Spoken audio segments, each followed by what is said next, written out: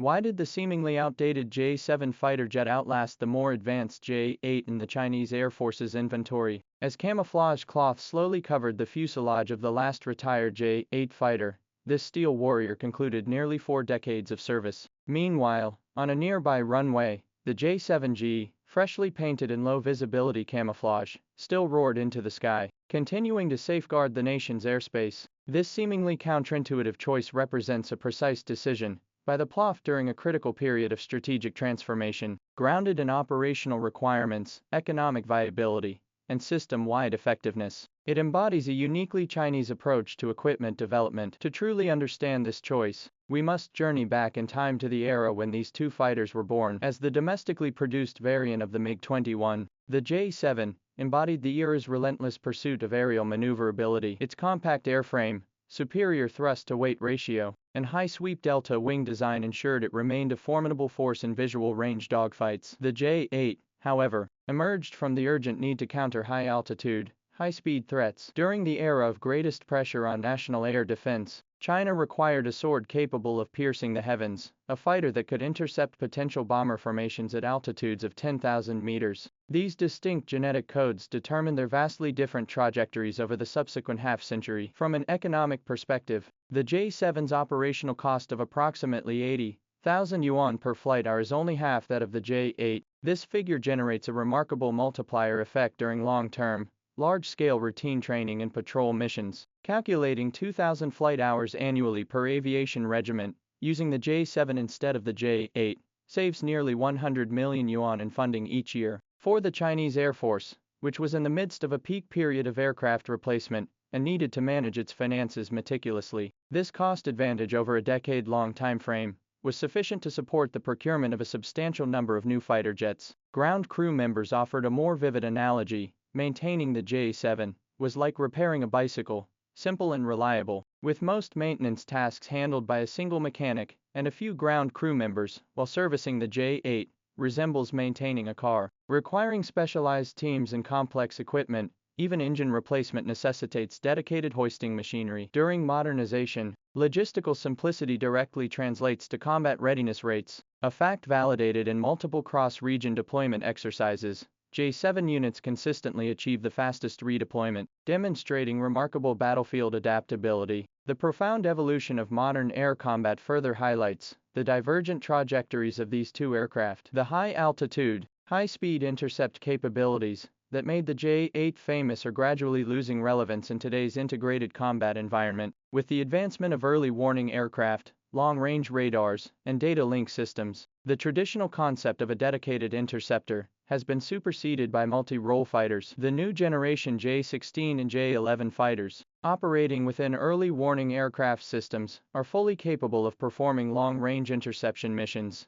and even excel at them. They can not only intercept targets, but also simultaneously execute diverse tasks such as electronic countermeasures and ground attack missions. Meanwhile, the J-7 retains its niche in visual range air combat due to its lightweight and agile characteristics. Particularly the modernized J-7G variant, equipped with a compact pulse Doppler radar and helmet-mounted sighting system, can launch advanced dogfight missiles like the PL-8, maintaining significant combat effectiveness in specific scenarios. During a 2017 joint service exercise, a J-7G formation successfully executed surprise attacks on enemy aircraft under early warning aircraft guidance, demonstrating its unique value within an integrated system. The need for training system continuity is also a critical factor. The J-7 serves as a perfect extension of the advanced trainer role. Pilots who complete basic training on the J-8 can seamlessly transition to combat training using the J-7. This bridging role is particularly vital in the new pilot training cycle. Statistics indicate that it takes an average of 5 years for a trainee to progress from the J-6 to solo flying of third-generation fighters, with the J-7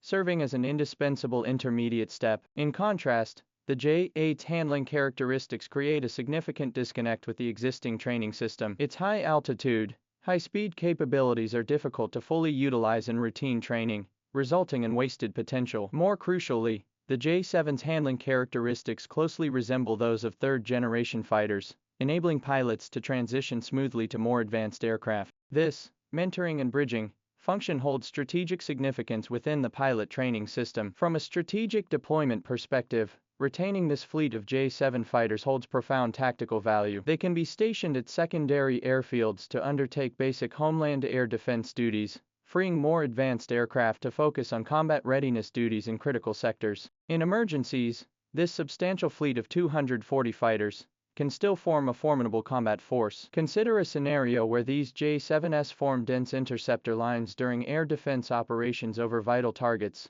coordinating with ground-based air defense systems to create a comprehensive aerial fire network. This high-low mix approach has precedence across the world's air forces. The U.S. Air Force, for instance, still maintains a substantial fleet of F-16 fighters, employing a strategy remarkably similar to ours. Notably, the J-7's longevity stems from its continuous upgrade potential. Unlike the J-8, whose aerodynamic design was fixed early on, the J-7's upgrade potential was better harnessed. From the early J-7I to the later J-7G, multiple rounds of avionics and weapons system upgrades enabled it to meet basic modern combat requirements. The latest J-7G variant not only incorporates more advanced radar, but also features an omnidirectional radar warning receiver and a chaff flare dispenser system, significantly enhancing its survivability. This incremental upgrade path effectively controls costs while extending service life, reflecting the Chinese Air Force's pragmatic approach to equipment development. When viewed within the broader context of the Air Force's transformation journey,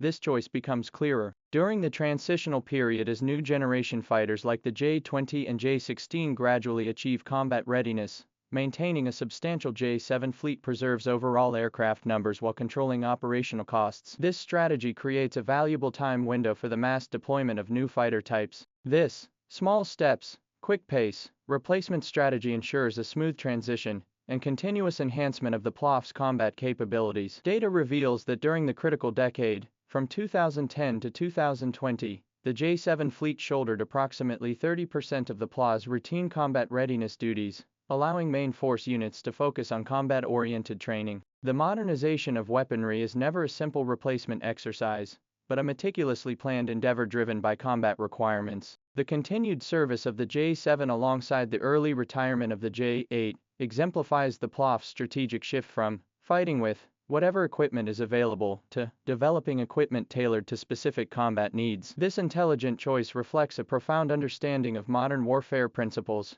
and a rational approach to optimizing national defense resources. Notably, the J-7's continuous improvement process has also provided invaluable experience for China's aviation industry. Progressing from initial complete replication to subsequent modifications and innovations, it laid the technical foundation for the independent development of third and fourth generation fighters. As the final batch of J-7s gradually fade from the historical stage, they leave behind not only a legendary chapter, but also a vivid textbook on equipment development and strategic thinking. These veterans, soaring for half a century, have witnessed the arduous journey of the PLA Air Force from weakness to strength, as well as the historic shift in national defense construction from prioritizing scale to achieving victory through quality. As the People's Air Force advances toward world-class status, the steadfast dedication of these veterans and the seemingly contradictory yet profoundly wise equipment choices will be enshrined in the epic saga of military strengthening. When we gaze skyward at the contrails of new generation fighters, we must remember that it was precisely these seemingly ordinary decisions